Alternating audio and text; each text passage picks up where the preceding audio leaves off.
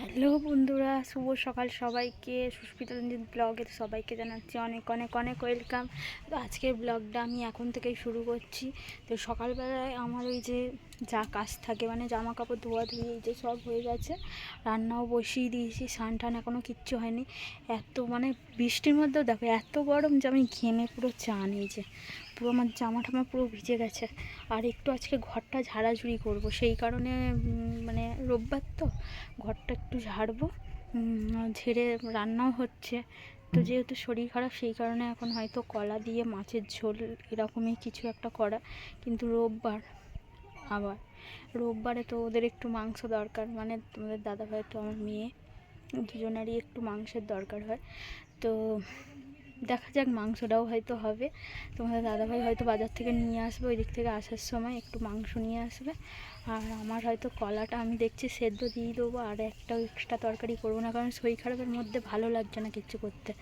আর যেহেতু আজকে দেখছি মানে রোববার সকালবেলা থেকেই একটু এখনও বৃষ্টি হচ্ছে না, শুকনো আছে। তো কদিন ঠিকঠাক করে তো একদম ঘরদোর মোছামুছি করছি, কিন্তু ঘরদোর না আমাদের শোকায় না বর্ষার সময়, একদম ভিজে জ্যাপে হয়ে থাকে।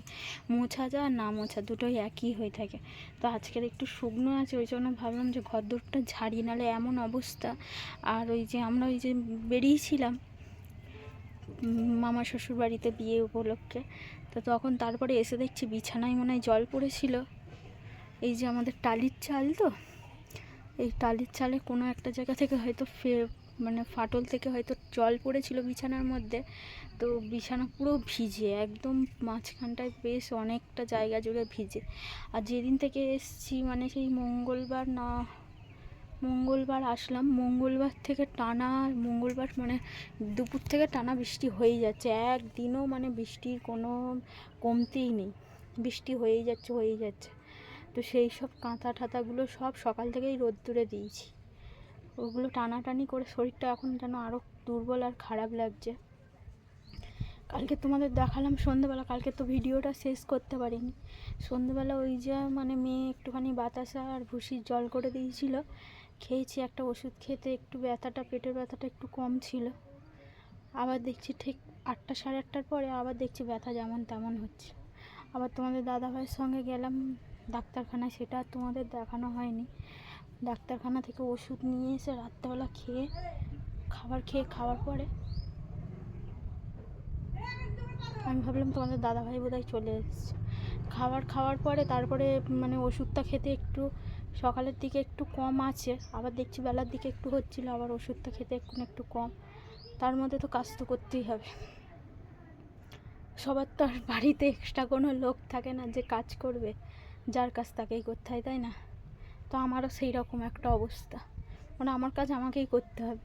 যদি মানে এরকম অবস্থা, যদি মরেও যাই, মানে মরার সময় আসলেও মরার আগে মানে কাজ বাজ করে তারপর মরতে হবে, ভগবানের কাছে ওইটাই চাওয়া, যেন মরার আগে কাজটা করে দিই তারপর মরতে পারি।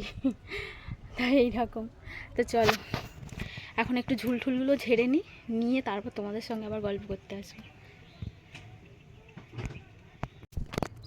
তো চলো কাজ বাজ সেরে নিই, গল্প তো অনেক করলাম।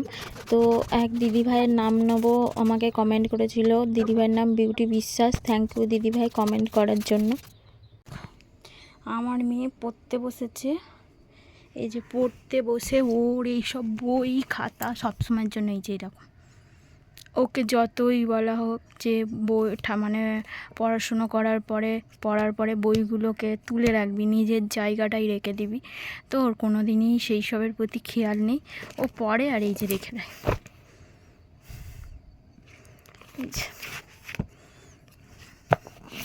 পড়বে আর রেখে দেবে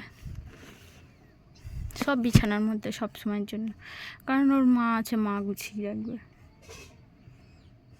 আর এই যে দেখো এই কাঁথাগুলো, এগুলো সব ভিজা ছিল, এইগুলো সব ভিজা ছিল, তো ভালোই শুকিয়ে গেছে, কারণ আজকে রোদ্দুরটা দিয়েছিল একটু।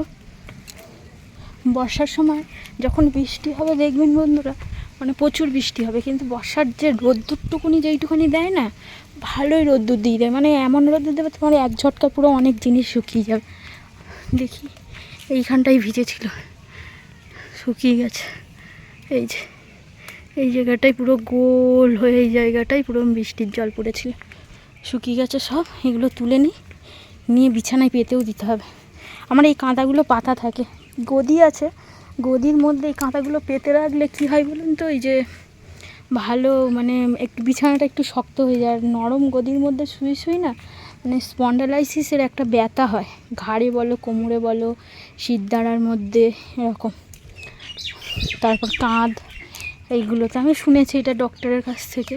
তো সেই কারণে মানে যারা অতিরিক্ত পরিশ্রম করে না, তাদের নরম গদি জায়গাটায় না শোয়াটাই ভালো।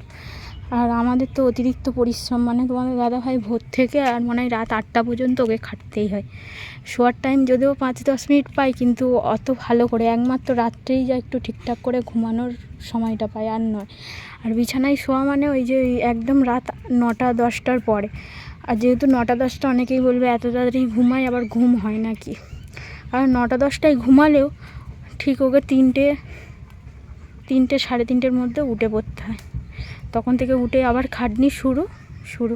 তারপরে আবার সেই রাত 8টার আগে আবার তার কোনো মানে নেই, বিশ্রাম নেই।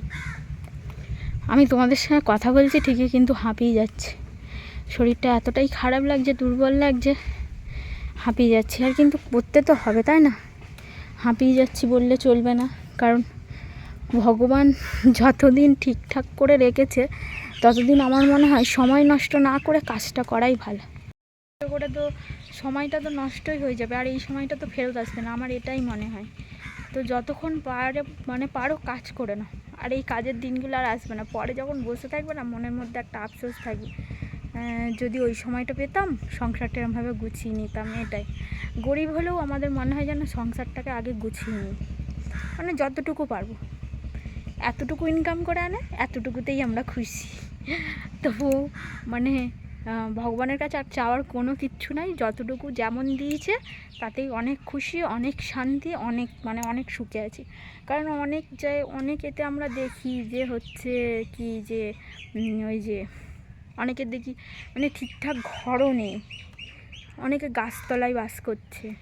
তার থেকে তো ভগবান আমাদের অনেক কিছু দিয়েছে। পাকা ঘর না দিক, একটা টালির ছাউনি দিয়ে ছিটে বেড়ার তো ঘর আছে, মাথার উপরে তো একটা ছাউনি আছে, তাতেই খুশি।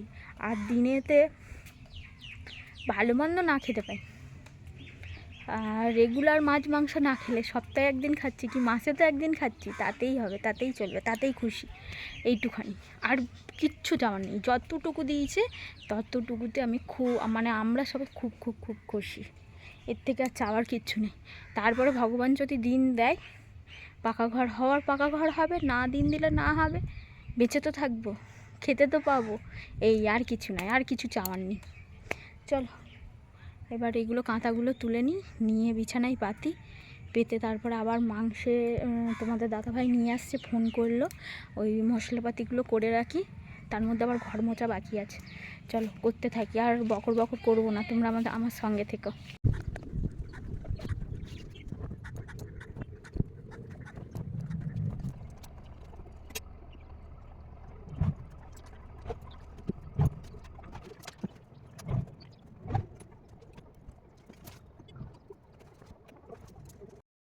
আর রোববারের মেনু কি চলো তোমাদের দেখিয়ে দিই। স্নান টান তো সব কমপ্লিট বন্ধুরা। তো স্নান করার পরে, আর যেহেতু আমার শরীর খারাপ, মানে পুজোটা তোমাদের দাদাভাই দিয়েছে, স্নান টান করে নিয়ে তারপর দেখলাম যে ও চলে এসছে, তো ওকে বললাম যে আমি স্নানটা করে নিয়ে হচ্ছে ভাতটা বাড়ছি, তুমি পুজোটা দিয়ে দাও। তো ও পুজোটা দিয়ে দিয়েছে। আর এইখানে দেখো কলা আলুর তরকারি করেছি, ডাক্তার আমাকে বলেছে কলা আলুর তরকারি খেতে, মানে কোনো সবজি খাওয়া যাবে না, মাছ খেতে পারবে, ছোট মাছ। তো ছোটো মাছ তো কিনতে এখন কে যাবে, আর আমাদের পাড়ায় যে কটা এসেছিলো ছোটো মাছ কারোর কাছে ছিল না, তো সেই কারণে কলা আলুর তরকারি করেছি। আর মা দিয়ে গেছে ওর জন্য, ও আমাদের ওই বাড়ি থেকে চিকেন করেছিল, চিকেন দিয়ে গেছে, যেহেতু রোববার তো চিকেন তো হবে, তো ওই চিকেনটা ওর জন্য দিয়ে গেছে, যেহেতু কলা আলু তরকারি করেছি ওই দিয়ে খাওয়া দাওয়া করবে, সেই কারণে চিকেনটা দিয়ে গেছে। আর আমার মেয়ে তো গেছে ওইখানেই ওর দিদার বাড়িতে খেয়ে নেবে, মাথায় রাখলাম। আমি আর তোমার দাদাভাই এখন খেয়ে নেবো, নিয়ে আর যাবো বাইরের দিকে, কারণ ছাগলটা প্রচণ্ড চেঁচাচ্ছে, দেখা যাক মা কি করে।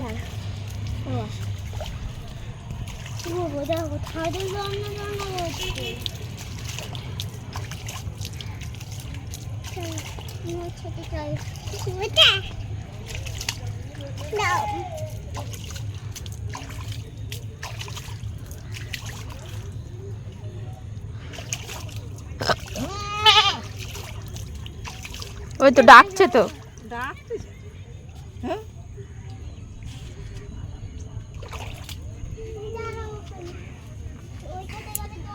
জলে লাফাবে?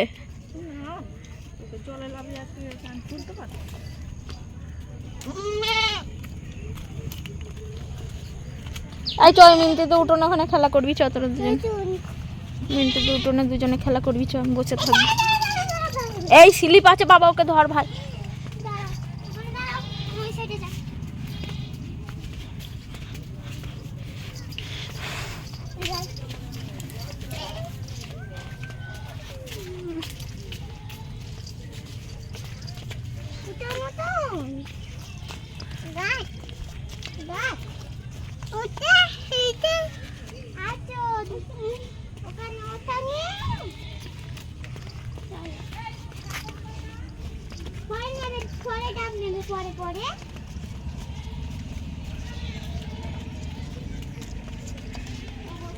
এই উঠোনে স্লিপ অপরেই।